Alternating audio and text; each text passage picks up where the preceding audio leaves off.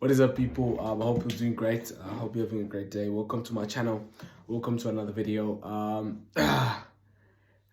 So guys, obviously today it's obviously Thursday today, and we had games that were playing yesterday, involving the big six clubs. Mainly Man United, Tottenham, Liverpool, and Chelsea. Remember, Arsenal and Man City were not playing because they were actually supposed to play one another, but the game between Man City and Arsenal was postponed because Arsenal have to fulfill a Europa League fixture today against PSV. So that's why we didn't play with them. So I wanna talk about the review of those games. But before I go on with the video, guys, please, if you haven't done so, please subscribe to the channel, and also please push the thumbs up button to like the video. It helps with the YouTube algorithm as well. And also please push that notification bell so that you can get notified when I post a new video. So now, obviously, guys, going on with the video, I will start with Man United versus Tottenham. It was a great game of football. I actually watched the game because the Man United Tottenham game was playing at the same time as Liverpool, West Ham, as well as Brentford, Chelsea. I did watch the Man United game. I watched the whole game pretty much, and I saw both goals. The first goal was obviously scored by Fred. It was a deflected shot that kind of wrong-footed Lloris, and Lloris couldn't do anything about it. And then the second one was a great finish from Bruno Fernandes. He placed the ball right in the corner, and Lloris didn't really have a chance. Good performance from Man United. It was their best performance of the season, man. Whereby they were playing, they were controlling possession, they were nullifying the counter-attacking threat of Spurs, even though Spurs were really very negative in the game, in that they were sitting back. But even though they were sitting back and they had numbers back, they were being carved open by Man United. And Man United, one could argue that they should have won by more goals, because Rashford in particular had two golden opportunities, where in the first one, it was in the first half, and he just needed to kind of slice through the ball. If he sliced through the ball would go towards the bottom left corner, and he would score. But he went for power instead of trying to slice the ball, and as a result, the ball was straight at Lloris, and Lloris made the save. And then in the second half, it was the same situation again, where he was on the left-hand side, and he was basically trying to shoot on the right, and instead of trying to place the ball by basically striking the ball in a way where it's going to curve to the bottom right corner, he went for power, and again he gave Lloris a chance by going for power, and Lloris made a good save. So I think Man United on another day, if their finishing was better, if their quality of finishing was slightly better, they could have won by more goals. Spurs didn't really offer much in the game, if I'm being perfectly honest, and they fully deserved to lose the game. And Man United deserved to win, because Man United were the only ones really who are attacking with a sense of urgency, and they were going forward. They never allowed Spurs to play. Spurs, obviously, their style of play is to sit back and try and counter-attack. But each and every time Man United lost the ball, they were hounding the Tottenham players, and they were a pack of wolves, and they were basically going at the Tottenham players, trying to press them, trying to force mistakes in them. And that's why they were able to recover the ball as soon as they lost it. I think it's kind of that epitomizes the way Erik ten Hag wants to play, in that he wants to press, he wants that aggressive pressing style, where even if you lose the ball, try and get it back as soon as you can. Try and press the opposition and try and force errors in the opposition so that you can get the ball back as soon as possible. And I thought Casemiro was very good. It was a 7-8 out of 10, which is what you need to be as a defensive midfielder. You don't need to be a 10 out of 10 as a defensive midfielder. You certainly don't want to be under 5 out of 10. He was around 7.5 out of 10, trying to make sure that he was breaking up play, trying to make sure that he was stopping Tottenham from building up, and making those tactical fouls that the referee is going to give the foul, but he's not going to give him the yellow card. Casemiro is very good at doing that, consistently fouling players, but never actually getting a yellow card for fouling those players. He was very good at that yesterday. And Spurs, man, Spurs in the first half, there were a few opportunities where they were breaking, but they never really created something that was tangible. They never really they never really put like a string of passes where like you could say that was like the best chance of that spell, or the best chance of the first half, or the best chance of the second half. And that's why I'm saying they fully deserve to lose the game, because they never created anything that was of substance, that was of any substance in the game. And because they never created anything that was of any substance, obviously they couldn't score anything, and therefore they fully deserved to lose the game.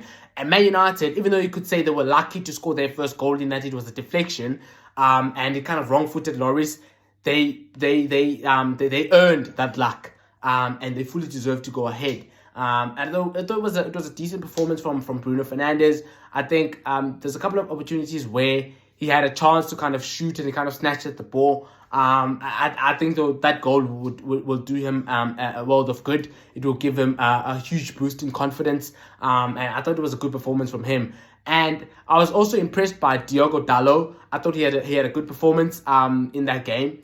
Like he took on the Spurs fullback that he was up against. I think it was Perisic. He took him on a few times where like there was this one time in the first half where he did a step over and then he went to the bar line and then he was able to put a cross in, but like it was a bit too high, and therefore no one could get in the on the end of the cross. And then in the second half as well, there were a few opportunities where like he kind of went towards the bar line, fizzed the ball across the 6-yard area, but obviously nothing materialized from it. But I thought it was a good performance from him, and I thought Shaw was decent as well. Obviously Christian Eriksen was not playing, and I actually thought Christian Eriksen not playing was going to be a problem for Man United, because they really missed him against Newcastle in terms of the creativity that he brings to the into the football pitch. And like when they don't have Christian Eriksen, they don't have that player who like can bring the ball from the defense and kind of link the defense to the attack. Apologize the guys. Okay. Just wait a minute. Let me switch this thing off. Yeah. I'm sorry there, guys. I connected my earphones and my headphones at the same time. I think my headphones were disconnected for a while and then they came back in. So I apologize for that. I've switched them off now. So as I was saying, guys, I thought it was a brilliant performance from Man United, their best performance of the season so far, and brilliant performance from Casemiro. And as I said, Rashford can do a lot better in terms of his choice of finishing, in that he was choosing, like he got a few opportunities last night and he was choosing the wrong option each time in terms of which type of finish should he go for in that specific situation. So I thought he could have done better there. And on another day, if he had done better, Man United would have scored more goals for sure. But yeah, as I was saying about Christian Eriksen, I thought they were going to miss Christian Eriksen, but they didn't really miss him. And I think I think Man United actually, even though like in the beginning, quite a few people were kind of like questioning the signing of Casemiro, in that I think he's 30 or 29, and the fact that it was expensive, and also the fact that he was on big wages. They were saying like it's a panic buy from Man United, and some people were actually saying Casemiro is not that good. He was made to look good by Toni Kroos and Luka Modric, of which I didn't agree with that, because I think if Casemiro is not in that Real Madrid team last year, they don't win the Champions League. There's so many times when Casemiro was kind of breaking up play for Real Madrid. And I remember when we played Real Madrid, when we lost in the Champions League semi-final, Casemiro was, like, literally, he was making foul after foul after foul after foul in that game, but he still didn't get booked. So that's what I'm saying about, like, the art of tactical fouling. Casemiro is a master of that art. So I think he's a brilliant player, Casemiro. And come on, guys, like, you can't say Casemiro is not that good of a player. Like, you don't win 5 Champions League titles with Real Madrid as a starter if you're not good enough. I think that's a bit like, you can't say that. Even though some people were saying it, but like, you'll never play for Real Madrid and start in each and every Champions League final that they won when you were there, because Casemiro started in all those Champions League finals, those 5 Champions League finals that he won with Real Madrid. He started. So you wouldn't be in the team if you did not thingy. You wouldn't be in the team if you were not good enough. So, apologize guys for coughing. But Yeah, so I think Casemiro, even if he was a panic buy, I don't know whether he was a panic buy or if he was not a panic buy. Obviously, he was bought. He was bought by Man United a bit late into the transfer window, but I think it's been a good signing for them in that they can now play Casemiro on his own as a defensive midfielder, and therefore that kind of unleashes Bruno Fernandes and gives him more freedom to go forward and not worry as much about defensive responsibilities. And also the same can be said for Christian Eriksen in that he can also play without necessarily worrying too much about defensive responsibilities because they know they have Casemiro there at the back who's gonna clean up after them. So I think it's been a good signing for them because Man United have been struggling for a number of seasons in that they've been playing a 4-2-3-1 system with two holding midfielders in McTominay and Fred because both of them are not good enough to play on their own, so therefore they played them together. But now they have a world-class holding midfielder in Casemiro, and therefore they can play only one holding midfielder, and they can add an extra attacking midfielder, which gives the team more dynamism going forward and more attacking threat. So I thought it was a good result for Man United. As I said, it was atrocious from Spurs in that they didn't really offer anything in the game. They didn't create anything. I've been giving Spurs a lot of praise. I actually backed them to win this game because I thought they were going to be efficient on the counter attack. But they keep disappointing me, and I'm not going to back them again because I said they were going to win against Chelsea at the beginning of the season. They were battered and they were lucky to get a draw. I said they're going to win against Arsenal because they're going to counter attack Arsenal. They were battered and they lost 3-1. I said they're going to win against Man United because they're good in the counter attack. They were battered again and they lost 2-0. I'm not backing them again because clearly they're not good enough.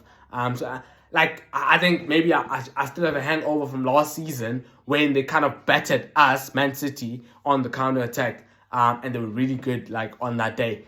But to prove they were good enough, they lost to Burnley in the next game that they played. But I kind of expected that though because they were not playing on the counter attack against Man City is easier than playing against Burnley. Now, why do I say that? Well, if you have good players. Like Harry Kane, like Son, like Kulusevski, it's easier. Why am I saying that? Because Burnley will want to play on the counter attack against you.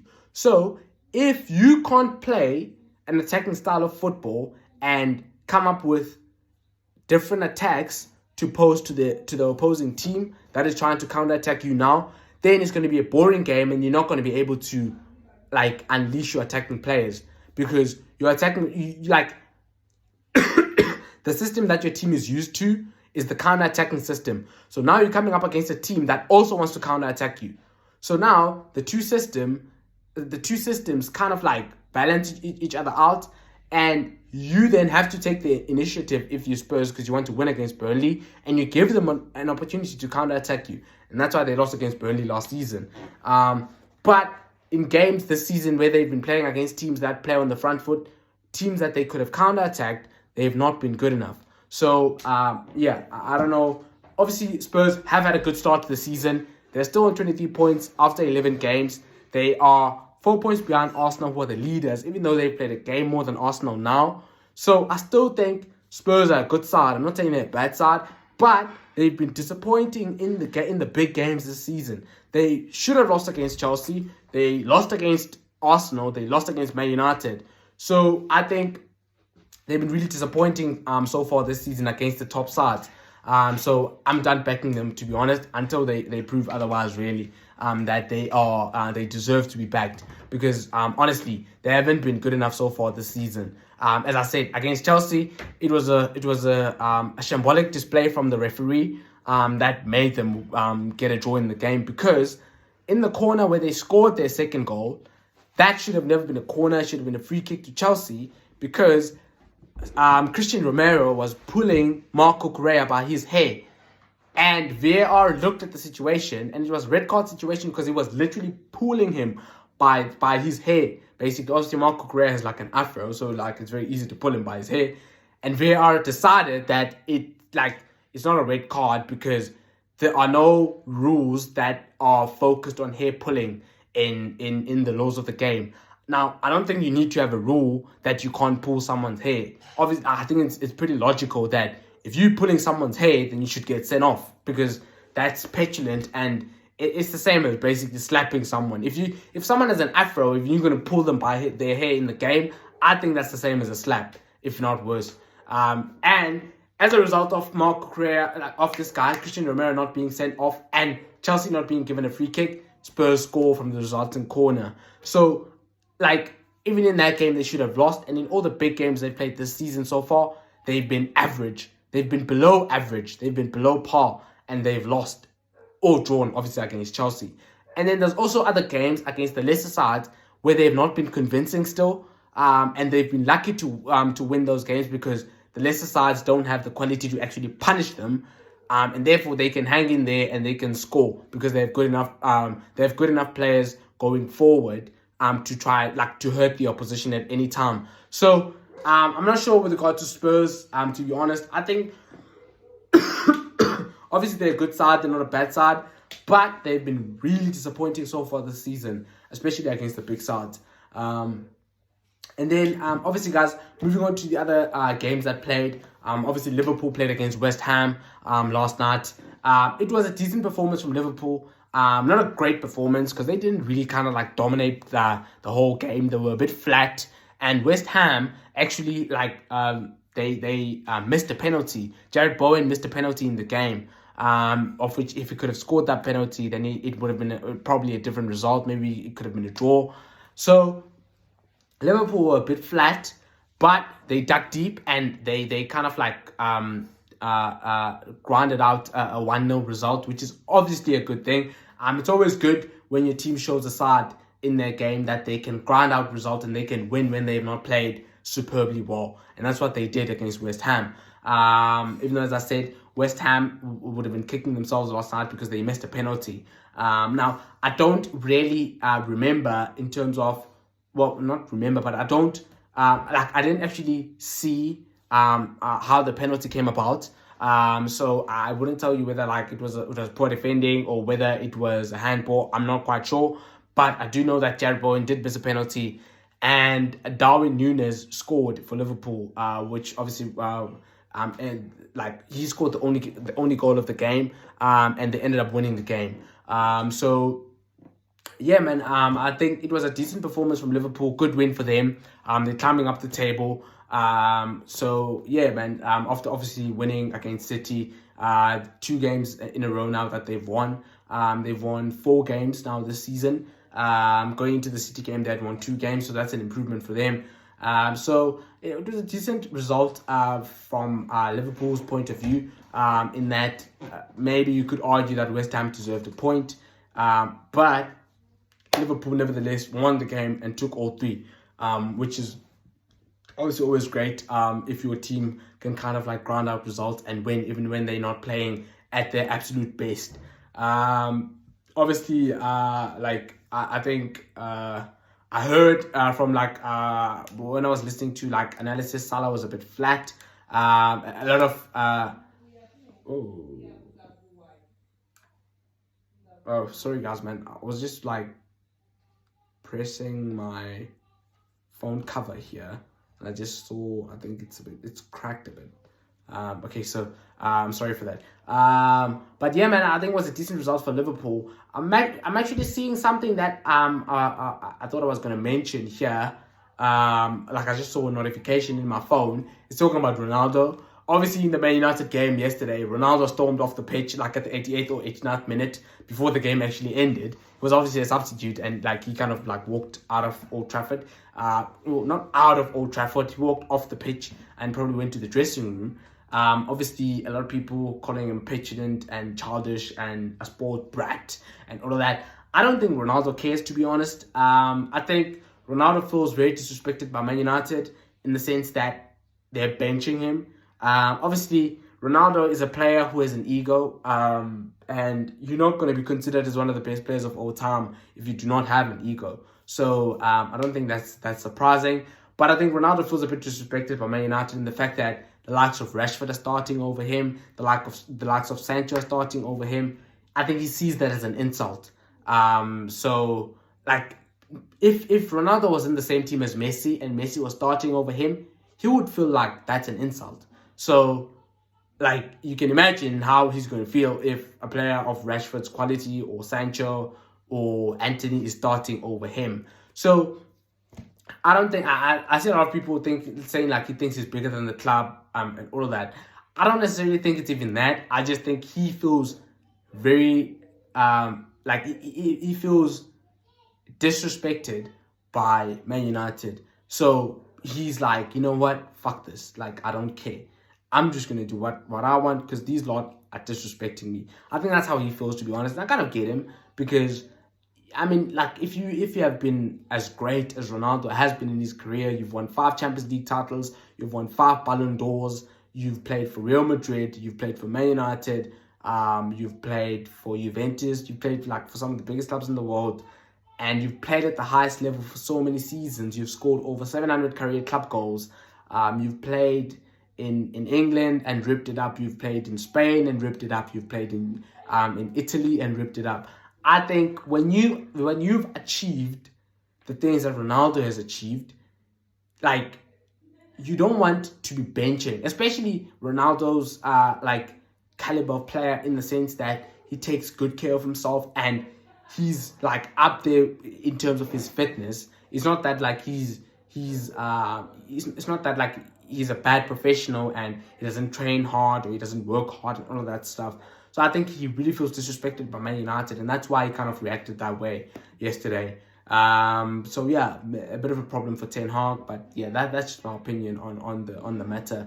And then obviously, guys, I don't think I should dwell too much on the Liverpool game because there was not much kind of like happening in the game in terms of excitement wise. Apart from the fact that Liverpool won the game and West Ham missed a penalty, Liverpool ground out the result. So I don't think there's much more that I can add there. And then the other game obviously that I played was between Chelsea and Brentford. Again, Chelsea were a bit flat in that game. Brentford deserved to at least get a point. Like Chelsea kind of huffed and puffed, created a few opportunities towards the end, but never really kind of created something that was tangible enough, never really created something that was clear-cut enough to warrant a goal. And probably a draw was a fair result for both sides. So yeah, man, it's been a good start to Graham Potter's Chelsea career because he hasn't lost, and I think he's won. I think he's had 7 games and he's won 5 and he's drawn 2 now. So that's not a bad start at all. It's a good start. I mean, it's a relatively good start if you're a new manager at a club because the players are still kind of getting used to your system. You are changing some things, like because Graham Potter is a very like tactical manager who kind of like who kind of likes to change stuff from time to time. So the players would have been kind of like grasping his concept, still grasping his concepts, and still trying to learn what he actually wants from them. Still trying to learn what he's trying to implement at Chelsea. So I think he's had a good start to his Chelsea career. Obviously, a bit of a like not a bad result against Brentford because Brentford is a tough place to go to. But you would have wanted to win against Brentford if you want to make top 4 because those are the teams that really should be beating. So I think Chelsea would have been disappointed yesterday, but they'll take it on the chin. At least you didn't lose. And yeah, man, just keep going. Obviously, it's going to be a very interesting game in the weekend between Chelsea and Man United, especially after Man United kind of like battered Tottenham. Is playing on Saturday, 5:30 UK time, 6:30 South African Standard Time. It's at the Bridge. So I'm going to be watching that game because it's not clashing with the City game. We play Brighton and we play earlier. So I'll be watching that game. Obviously, I'll do a preview of that game tomorrow. But yeah, guys, I think that is going to bring us to the end of the video. If you haven't done so, guys, please subscribe to the channel. It really massively helps. And also, please continue to push the thumbs up button so that you can like the videos. And also, please push the notification bell so that you can get notified each time I post a new video. I appreciate you supporting the channel, guys. I really appreciate that. I hope you continue to support the channel. And yeah, man, guys. Thank you for watching the video. Have a great evening. And I'll see you guys tomorrow when I'm posting the preview for the preview for the games that are going to play this weekend. Really appreciate your support, guys. Really appreciate you supporting the channel. And yeah, man, have a great evening. Thank you for watching.